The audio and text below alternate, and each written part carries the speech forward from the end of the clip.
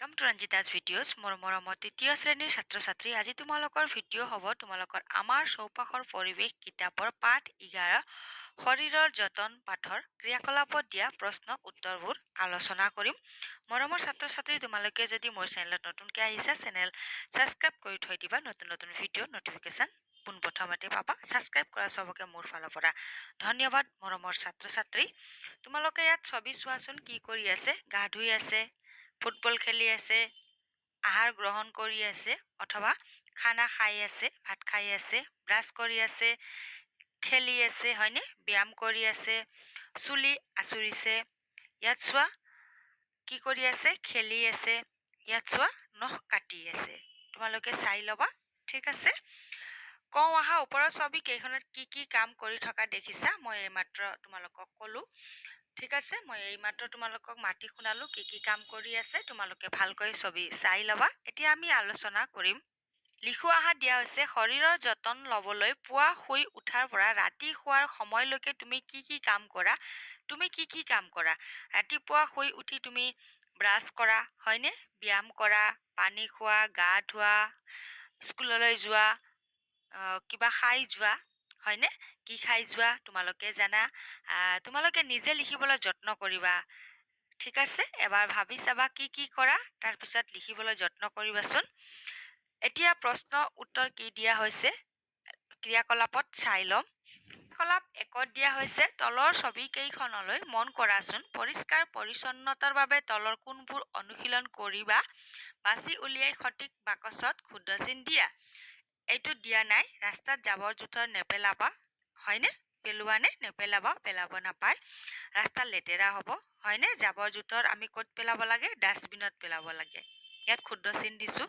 য'তে ত'তে থু খেকাৰ পেলাব নালাগে অথবা আমি ৰুমাল ব্যৱহাৰ কৰিব লাগে ইয়াত চোৱা বিশুদ্ধ পানী খাব লাগে ঠিক আছে পানী ফিল্টাৰ কৰি খাব লাগে নখ কাটিব লাগে চুলি আঁচুৰিব লাগে বাহিৰত ৰাখে নহয় বিক্ৰী কৰিবলৈ খাব নালাগে কিয়নো ধূলি মাকতি আহি পৰে মাখি হয়নে সেইকাৰণে বাহিৰত ঢাকি থলে পৰিষ্কাৰ পৰিচ্ছন্নতাকৈ দিলে তোমালোকে খাবা আৰু ভালকৈ চাবা খোৱাৰ আগত ক্ৰিয়াকলাপ 2 দিয়া হৈছে চাফ চিকুণ হৈ থাকিবলৈ তোমালোকে কি কি অনুশীলন কৰা তাৰ এখন তালিকা প্ৰস্তুত কৰা তোমালোকে কি কি কৰা দাঁত ঘঁহা হয়নে গা ধোৱা নখ কটা বিদ্যালয়ৰ ইউনিফৰ্ম ধোৱা চুলি কটা ঠিক আছে মই তোমালোকক দেখাই দি আছো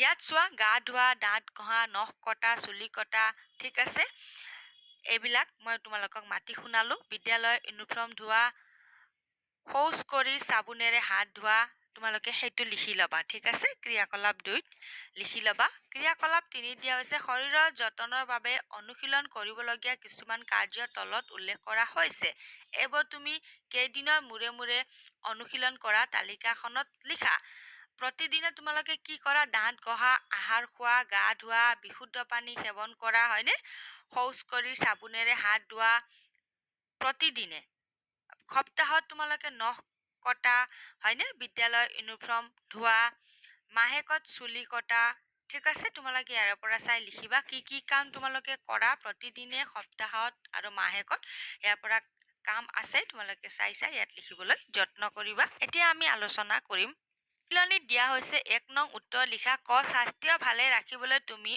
অনুশীলন কৰা দুটা কামৰ নাম উত্তৰত লিখিবা উত্তৰ হ'ব স্বাস্থ্য ভালে ৰাখিবলৈ অনুশীলন কৰা দুটা কামৰ নাম হ'ল গা ধোৱা নখ কটা প্ৰশ্ন নিজৰ সুৰক্ষাৰ বাবে ল'ব লগা দুটা সাৱধানতা উত্তৰত লিখিবা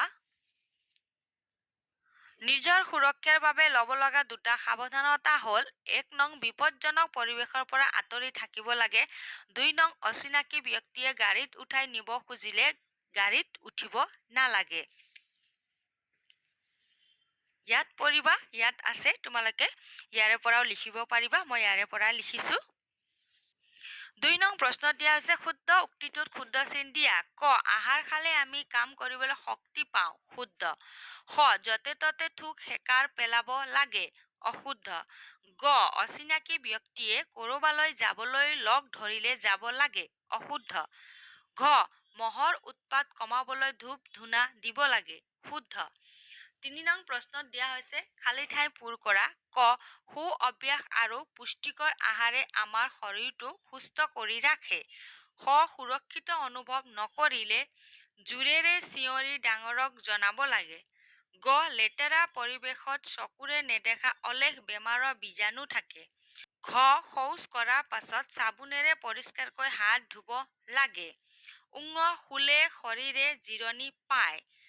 ৰঙা কলম ব্যৱহাৰ কৰিছোঁ যাতে তোমালোকে বুজি পাবা বুলি। কাঠ পেঞ্চিলেদি লিখিলে তোমালোকে বুজি নাপাবও পাৰা, যিহেতু ভিডিঅ' চাই লিখা। ইয়াত মই উত্তৰ লিখিয়ে ৰাখিছোঁ, এবাৰ চাই ল'ম। 3 নং কৰ উত্তৰ চোৱা, মই মাতি শুনাম তোমালোকক। সু অভ্যাস আৰু পুষ্টিকৰ আহাৰে আমাৰ শৰীৰটো সুস্থ কৰি ৰাখে। খ সুৰক্ষিত অনুভৱ নকৰিলে জোৰেৰে চিঞৰি ডাঙৰক জনাব লাগে। গ লেতেৰা পৰিৱেশত চকুৰে নেদেখা অলেখ বেমাৰৰ বীজাণু থাকে। ঘ শৌচ কৰাৰ পাছত চাবোনেৰে পৰিষ্কাৰকৈ হাত ধুব লাগে। শুলে শৰীৰে জিৰণি পায়। ইয়াত মই লিখিছোঁ, মাতিও শুনালোঁ। আগতেও মই তোমালোকক মাতি শুনাইছিলোঁ। ইয়াত লিখাখিনিও ভালকৈ চাবা আৰু লিখিব পাৰিবা নিজৰ বহীত সুন্দৰকৈ। এতিয়া আমি 4 নং প্ৰশ্ন কি দিয়া হৈছে আলোচনা কৰিম। 4 নং প্ৰশ্নত দিয়া হৈছে তুমি খেলি ভাল পোৱা কেইটামান খেলৰ নাম লিখা। তোমালোকে লিখিব পাৰিবা। কুকুৰা যুঁজ, ৰজা ৰাণী খেল, চেংগুটি, ধূপ খেল। তোমালোকে আজিকালি এইবিলাক খেল নেখেলা, ঠিক আছে, মই জানো, সেইকাৰণে তোমালোকে খেলৰ নাম জানিবা বুলিয়ে দিছোঁ। তোমালোকে যি যি খেল খেলি ভাল পোৱা তোমালোকৰ মতে লিখিব পাৰিবা। 5 নং প্ৰশ্নত দিয়া হৈছে শৰীৰ সুস্থ আৰু সবল কৰি ৰাখিবলৈ কি কি খাব লাগে। উত্তৰত লিখিবা শৰীৰ সুস্থ আৰু সবল কৰি ৰাখিবলৈ হ'লে আমি পুষ্টিকৰ আহাৰ, পৰ্যাপ্ত পৰিমাণে বিশুদ্ধ পানী, সতেজ শাক পাচলি আৰু ফল মূল খাব লাগে। ইমানখিনি লিখিলে উত্তৰ হৈ যাব। মৰমৰ ছাত্ৰ ছাত্ৰী, আশা ৰাখিছোঁ তোমালোকে আজিৰ ভিডিঅ' বুজি পাইছা বুলি। নতুনকৈ আহিছা যদি চেনেল ছাবস্ক্ৰাইব কৰি থৈ দিবা, নতুন নতুন ভিডিঅ'ৰ নটিফিকেশ্যন পাই থাকিবা। নতুন ভিডিঅ'ত হ'ব তোমালোকৰ পাঠ 12 যাতায়াত আৰু যোগাযোগ, পাঠত দিয়া ক্ৰিয়াকলাপত দিয়া প্ৰশ্নৰ উত্তৰ নতুন ভিডিঅ'ত আলোচনা কৰিম। আজিৰ কাৰণে ধন্যবাদ।